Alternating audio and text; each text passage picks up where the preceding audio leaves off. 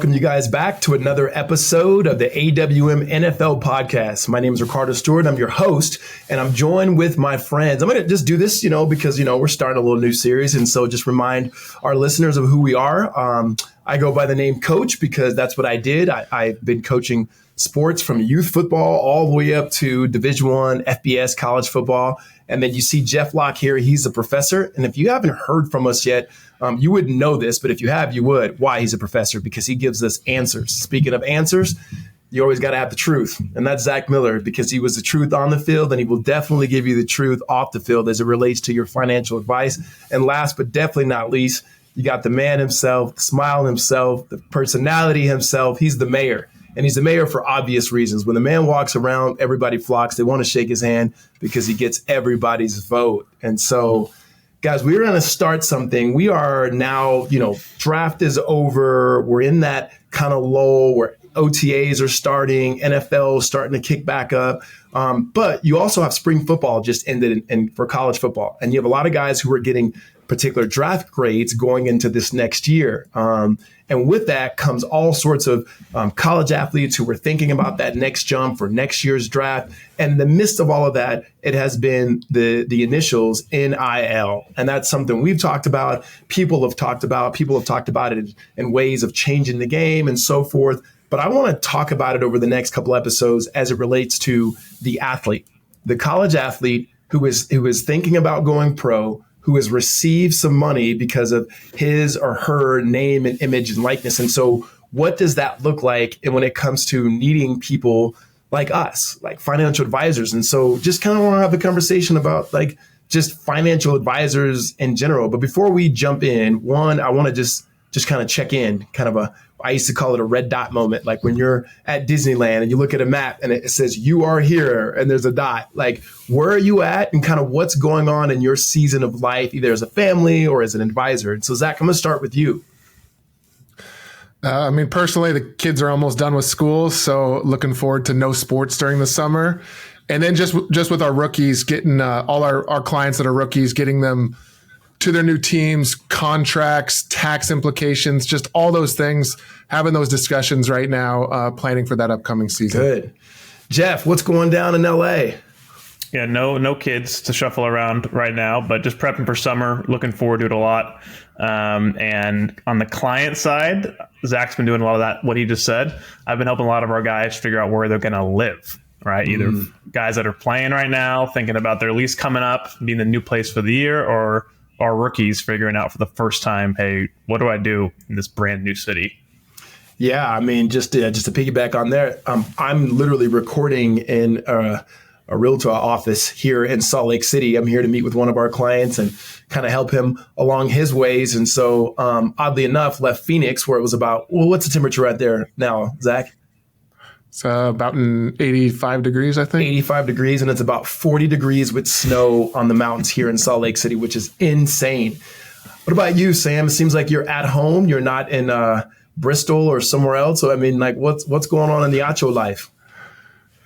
Yeah, so I'm in Dallas, Texas right now. This is my ESPN home studio, my background, which is awesome. But was doing some shows yesterday from home, and then before that was in Illinois, speaking to some athletic directors, talking about kind of the future of sport.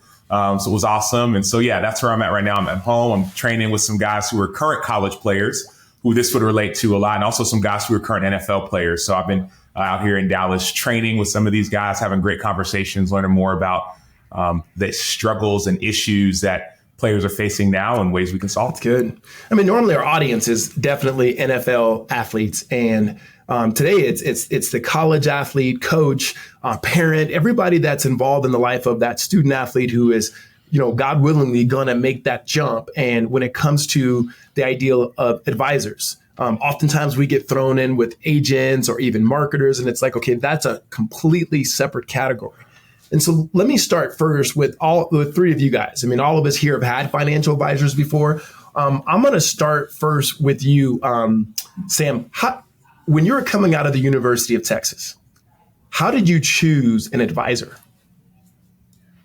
Well, I didn't really know. I didn't think I needed an advisor. It's kind of the first start because I'm thinking, okay, taken a couple classes. I feel like I'm pretty good with money. I didn't know the benefit that an advisor would give me. Now, the way I ended up choosing one was that our starting quarterback, he was just went to the NFL and he had an advisor. And so he's a guy who I knew. This quarterback is a guy who I trusted. I said, hey, man, who's your advisor? And he told me this guy's name. This guy was at a company called UBS. And I said, okay, well, sounds good. I'm not sure how he's helping me, but okay. And so for the next 2 years, I was quote unquote with this advisor, but I didn't invest any of my money because I didn't see the need and the connect wasn't there. Finally, after my third year, a great friend of mine, who's still one of my best friends to this day, introduced me to an actual advisor who really had this idea of, hey, this is actually what it looks like to try to build wealth for the long term. Now, structurally, it didn't have the family office structure, but at least it was a good first step for me when I didn't really know a lot. And so I started off by just asking a teammate. I went with his guy, though I didn't really know that guy or trust that guy. Then finally, I found someone who was more of an expert in their field. That's good. And then so that was the how. Zach, why did you choose one? I mean, Sam said, I didn't think I needed one. Why did you choose one? I was a second-round pick, so my dad said I needed to hire a financial advisor. And so he took me down to the local Merrill Lynch, talked to an older guy who talked about stocks and bonds and all that. And that was kind of how I picked my advisor. I relied a lot on my dad's advice, who, you know, in hindsight, like, he didn't have any money. So, like, I don't know why I trusted his advice so much, but he was just trying to do the best he could to find someone to invest my money. Yeah, I mean, but like, you know, like me, I was 21 years old. I didn't know what I didn't know then. It was just a really complicated, like, you want your money to grow. I understood savings generally, but I mean, the whole world of advisors was just it still is complex. And I didn't know any better. I didn't know who I should hire. I didn't know who I should be looking for. I didn't know what questions I should be asking. Yeah. Well, Jeff, I mean, like, when? So, like, when did you choose an advisor? Is that something you waited later in your NFL career, early? Yeah, when was, I think the second I saw more than 100,000 plus sitting in my checking account after I got drafted, signing bonus came in. I'm like, oh, I thought I knew what I was going to do with this, but I have no idea what I'm going to do with this. So I did the easiest thing, similar to Zach's story. I just used my parents' financial advisor for the first 2 years until I got a little bit more educated, did some internships, met some people.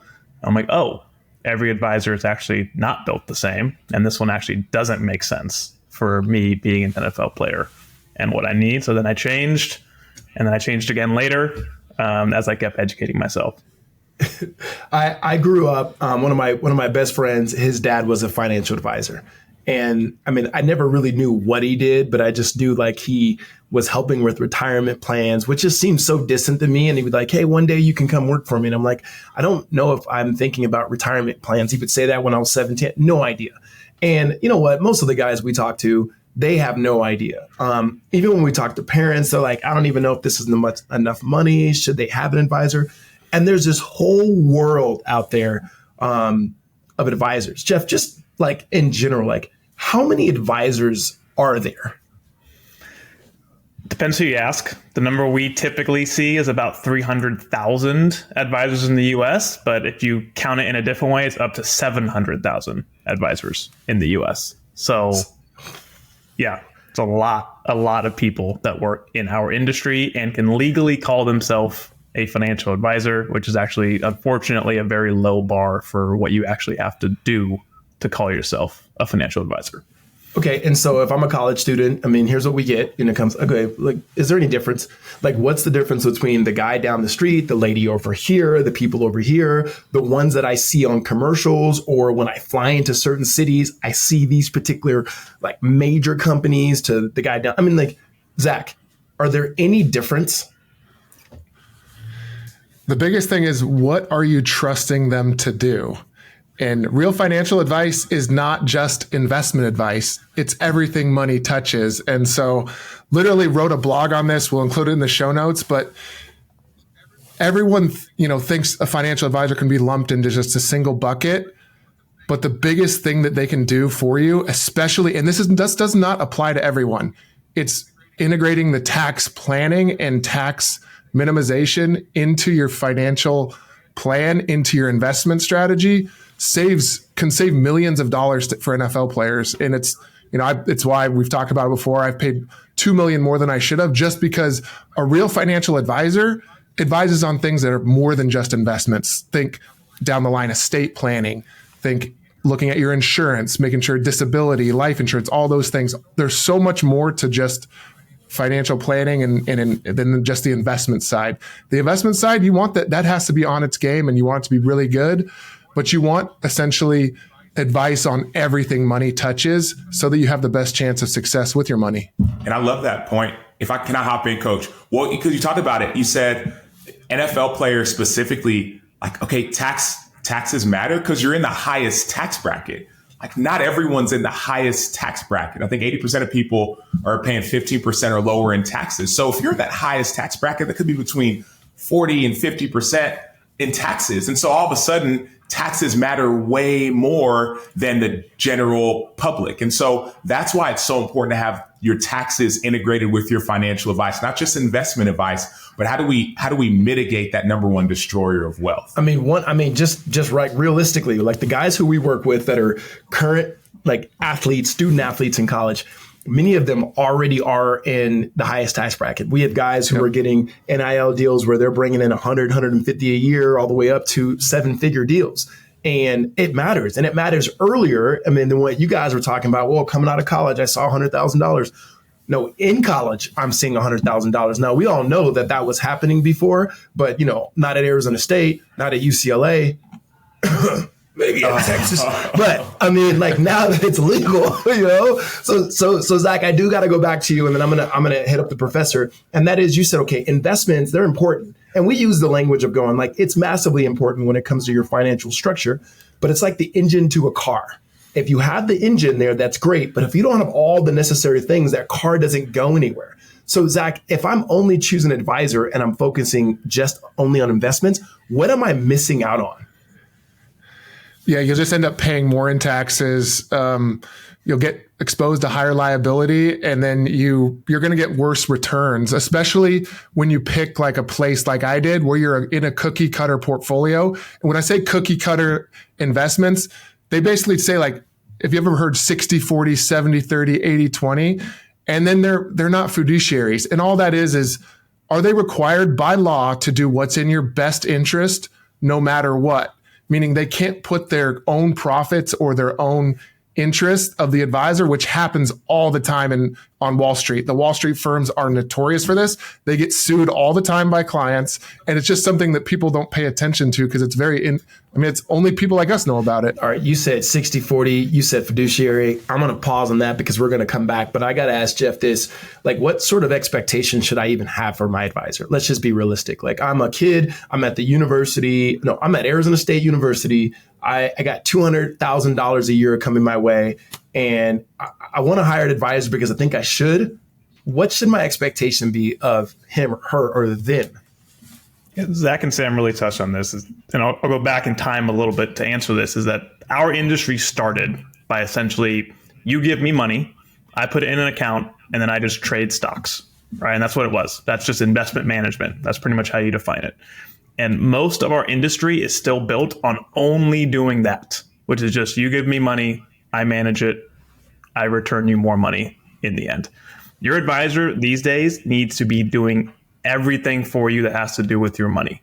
Anything it touches, right? You're talking about insurance, you're talking about paying certain types of bills, you're talking about working with certain types of agents, like literally anything you can think of.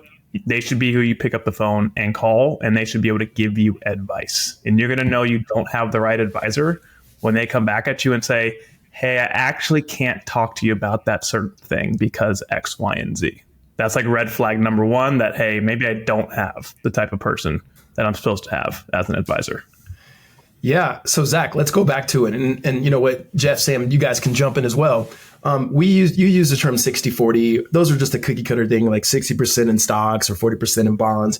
But the word I really wanted to get into was the word fiduciary, because that's not a word that you're walking around a college campus like, yo, is he a fiduciary? Nah, I don't think he a fiduciary, my dude. Like that's not common language. And so there's fiduciary and then there's suitability. Zach, explain the differences when it comes to choosing advisor and why it's important. Yeah, I mean, I think the biggest thing, if you look at an attorney relationship, if you sign a contract with an attorney to represent you or your agent, they have a fiduciary duty to you meaning they have to do what's in your best interest. For some reason, financial advisors at certain places have a suitability standard, which just means any investment they put in your portfolio just has to be suitable for your age, investment horizon, that type of thing. So it's a much lesser standard. So if you're demanding the best from your team, why would you ever accept a suitability standard versus the better, higher standard of a fiduciary? That's good. Jeff, Sam, would you guys have anything you guys would add to that? The only thing I would add to that is sometimes I know we work with a lot of NFL players, but also sometimes we talk to college players as well. Like this podcast, this episode is geared more toward college. Sometimes we don't realize our value. I mean, you're saying, okay, well, I only have $100,000 or it's only 200 or only 400,000, or some people may have $1 million, but I'm going to go get 20 or 30 in the NFL. Like the fact that you're 19 years old and you have 100,000 or 200 or 250 or whatever. I mean, that money can grow and grow and grow. Most people may not get that number till they're 35 and 40. Now, all of a sudden, you've got 20 years of like not only sound investment advice, but also you have early stages of like tax savings, early stages of finding ways to have the right money in the right accounts or even the right tax savings where it can grow even more. And so to the people out there, sometimes parents out there that are like, man, well, when he really makes it big, then I'll get an advisor. That's when it'll be necessary. I would just temper that mindset and say, well, it's actually necessary now based off of your age and your opportunity and the horizon that's ahead of you. And so finding the right team, not just who everyone else goes with, right? I know a bunch of guys, well, this guy went with him, so I'll go with him. That's not always the best mentality. Sometimes that term is called herding, just following the herd. And I think the best in class don't always follow the herd. You find what works for you and also what works best. Yeah. Jeff? I think we summed it up pretty good. I'm going to let Sam end that episode right there. That's good. Well, I encourage the parents listening to this, join in with your child or your children that are part of this and ask questions and make sure that whoever it is that you're meeting with, that they have certain things like designations. Those are usually the letters that come after the names.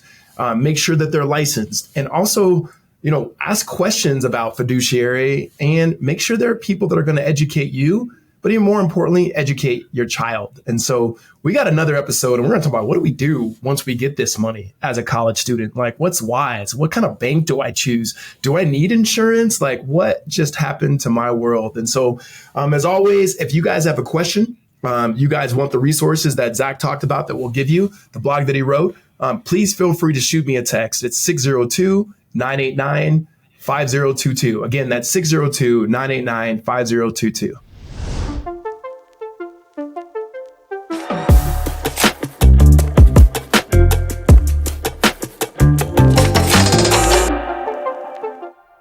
The information in this podcast is educational and general in nature and does not take into consideration the listener's personal circumstances.